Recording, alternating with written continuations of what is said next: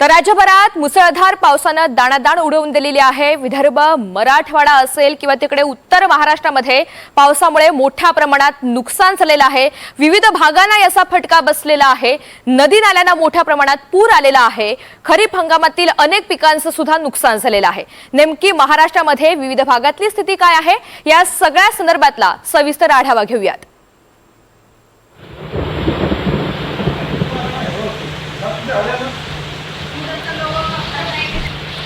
वाशिम जिल्ह्यामध्ये सलग तिसऱ्या दिवशी मुसळधार पावसाचा जोर कायम आहे। मालेगाव तालुक्यामध्ये रविवारी सायंकाळच्या दरम्यान ढगफुटी सदृश पाऊस झाला। मेडशी गावात पावसाचे पाणी गल्लीबोळात आणि घरामध्ये शिरलेलं आहे। नदी नाल्यांना पूर आलेला आहे। शेतजमीन पाण्याखाली गेली आहे आणि त्यामुळे पिकांचं मोठ्या प्रमाणात नुकसान झालंय। प्रशासनाकडून नागरिकांना सतर्क राहण्याचा इशारा देण्यात आलाय। अमरावती आणि यवतमाळ जिल्ह्यांमधील दमदार पावसानं वर्धा नदीच्या पाणी पातळीत मोठी वाढ झाली आहे। त्यामुळे चंद्रपूर जिल्ह्यामधील वर्धा नदी दुथडी भरून वाहतीये। पुलावरून पाणी वाहू लागल्यामुळे गडचांदूर मार्गावरील भोयगाव मार्ग 5 तासांपासून अधिक काळ बंद होता। पुलावरून पाणी वाहत असल्यामुळे वाहनांच्या लांबच लांब रांगा सुद्धा लागल्या।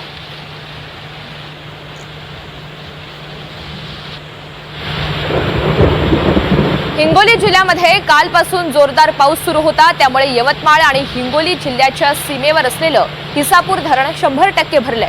हिसापूर धरणाचे 15 पैकी 13 दरवाजे उघडण्यात आलेले असून त्यापैकी 7 गेट 1.5 मीटरने उघडण्यात आलेले आहेत। एकूण 13 गेटमधून 54,466 क्युसेक वेगानं पैनगंगा नदीपात्रात पाण्याचा विसर्ग सुरू आहे। त्यामुळे पैनगंगा नदीकाठच्या गावांना आता सतर्कतेचा इशारा देण्यात आला आहे।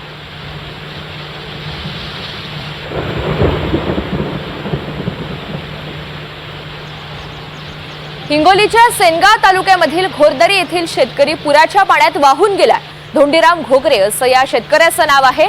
शेतकरी काल शेताकडे जात असताना पाण्याचा अंदाज न आल्यामुळे ओढ्याला आलेल्या पुराच्या पाण्यात तो वाहून गेला। दरम्यान पुराच्या पाण्यात वाहून गेलेल्या शेतकऱ्यांच्या कुटुंबियांनी प्रशासनाला या संदर्भात माहिती दिली आणि शेतकऱ्याचा शोध घेण्यास सुरुवात करण्यात आली। तर वाहून गेलेल्या शेतकऱ्याच्या शोधासाठी नांदेडवरून एनडीआरएफची टीम बोलावण्यात आली आहे।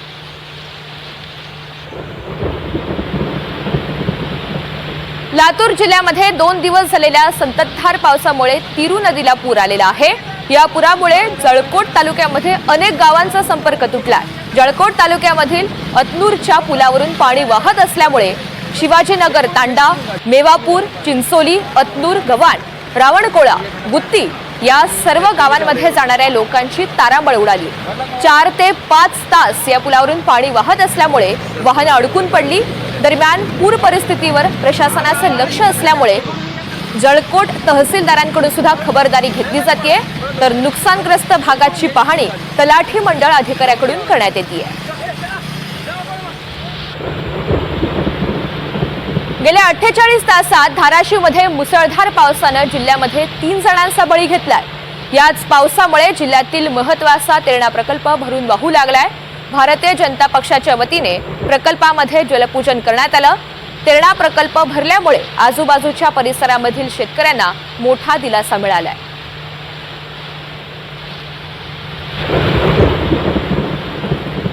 गेल्या 72 तासामध्ये झालेल्या मुसळधार पावसामुळे परभणी जिल्हा अतिवृष्टीचं मंडळ बनलंय। प्रशासनाच्या आकडेवारीनुसार जिंतूर तालुक्यामध्ये आडगावात 71 मिलीमीटर पावसाची नोंद झाली आहे। तिकडे पूर्णा तालुक्यामध्ये 66 मिलीमीटर पावसाची नोंद झाली आहे। याच तालुक्यातल्या चुडावा गावात सुद्धा 66 मिलीमीटर पाऊस नोंदवला गेलाय। तर पूर्णा तालुक्यामधल्या कावल गावात 73 मिलीमीटर पावसाची नोंद झाली आहे। या पावसामुळे खरीपाचं मोठ्या प्रमाणात नुकसान झालंय। जिल्हाधिकाऱ्यांनी आता पंचनामे करण्याचे आदेश दिलेत।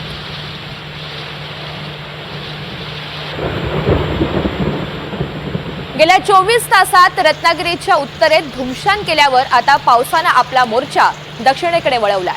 संगमेश्वरच्या मागजन बाजारपेठेला पुन्हा एकदा पुराचा धोका निर्माण झालाय। गड नदीच्या पाणी पातळीत झपाट्याने वाढ होतीये। मागजन बाजारपेठेमध्ये पुन्हा पाणी शिरू लागलंय। 3 दिवसात दुसऱ्यांदा बाजारपेठेमध्ये पाणी शिरलंय। सतत पुराचं पाणी बाजारपेठेमध्ये येत असल्यामुळे व्यापाऱ्यांचं मोठ्या प्रमाणात नुकसान होतंय। रत्नागिरी जिल्ह्यामधील दापोली तालुक्याला सुद्धा मुसळधार पावसानं झोडपून काढलंय।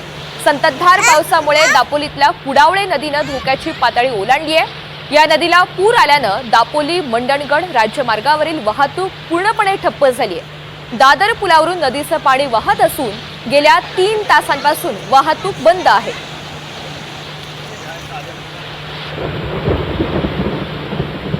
गेल्या 2 दिवसांपासून सुरू असलेल्या पावसामुळे नांदेड जिल्ह्यामध्ये नदी नाल्यांना पूर आलाय।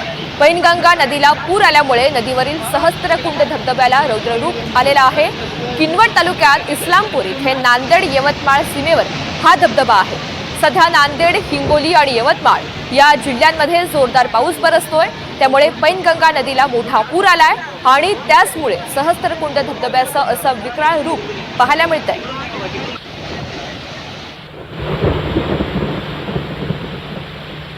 दोन दिवसांपासून सुरू असलेल्या पावसामुळे नांदेड जिल्ह्यामध्ये अनेक नदी नाल्यांना पूर आलाय। नांदेड शहराजवळच्या पासदगाव येथील आसना नदीला पूर आला। पुराचं पाणी पुलावरून वाहत आहे, त्यामुळे नांदेड मालेगाव दरम्यानची वाहतूक बंद करण्यात आली आहे। नदीकाठच्या हजारो हेक्टर शेतामध्ये पुराचं पाणी मोठ्या प्रमाणात साचलंय आणि त्यामुळे शेती पिकांचं मोठं नुकसान झालं।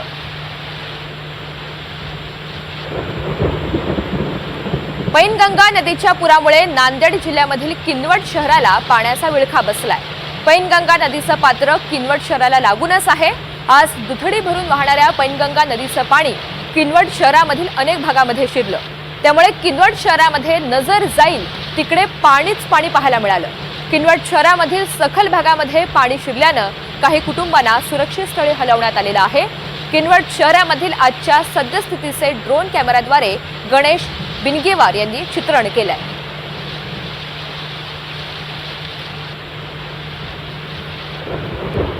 गेल्या अनेक दिवसांपासून गायब झालेला पाऊस धुळे शहर आणि जिल्ह्यामध्ये अचानक सक्रिय झाला आणि गेल्या 24 तासांमध्ये इतक्या मोठ्या प्रमाणात बरसला की खरीपाचं पीकच नष्ट होण्याची भीती निर्माण झाली।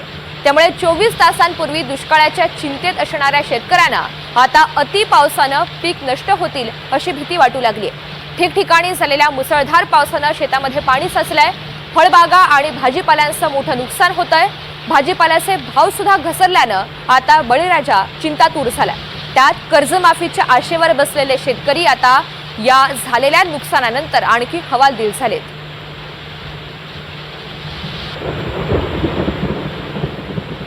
जळगाव जिल्ह्यामधील हतनूर धरणाचे 14 दरवाजे 1 मीटरनं उघडण्यात आलेले असून धरणामधून 28,000 क्युसेक पाण्याचा विसर्ग तापी नदीपात्रात सोडण्यात येतो।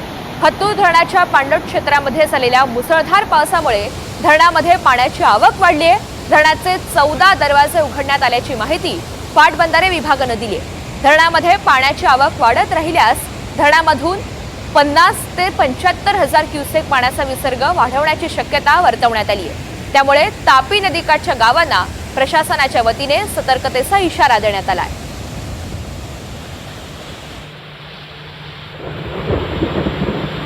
गेल्या 24 तासात झालेल्या पावसानं कोयना धरण परिसरामध्ये पावसाचा जोर चांगलाच वाढलाय।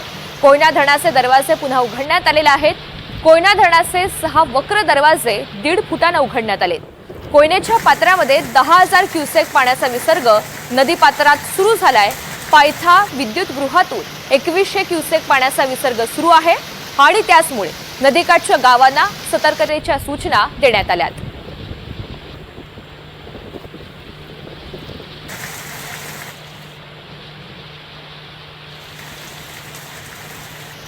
गेल्या 24 तासात झालेल्या पावसामुळे कोयना धरण परिसरामध्ये पावसाचा जोर वाढलेला आहे। साताऱ्याच्या विविध भागामध्ये पावसाचा जोर चांगलाच वाढलाय। कोयना धरणाचे दरवाजे पुन्हा उघडण्यात आलेले आहेत।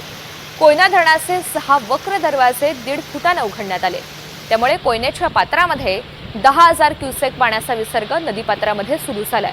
पायथा विद्युतगृहातून 2100 क्युसेक पाण्याचा विसर्ग सध्या सुरू आहे आणि त्याचमुळे नदीकाठच्या गावांना सतर्कतेचा इशारा देण्यात आला।